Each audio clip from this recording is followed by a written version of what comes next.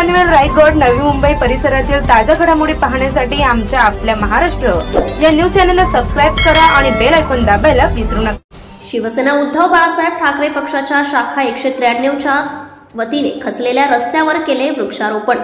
शिवसेना शाखा क्रमांक 193 वीर सावरकर मार्ग प्रभादेवी नाका येथे पुन्हा रस्ता खचला असल्याची बातमी फोन आल्याचं कळताच शाखा प्रमुख संजय भगत यांनी तातडीने विभाग प्रमुख महेश सावंत, सूर्यकांत पिरजे, विनायक देवरुखकर, शैलेश माळी, नितीन भुवट तसेच तन्मय विलणकर खचलेल्या रस्त्यामध्ये वृक्षारोपण करून निषेध नोंदवला आहे।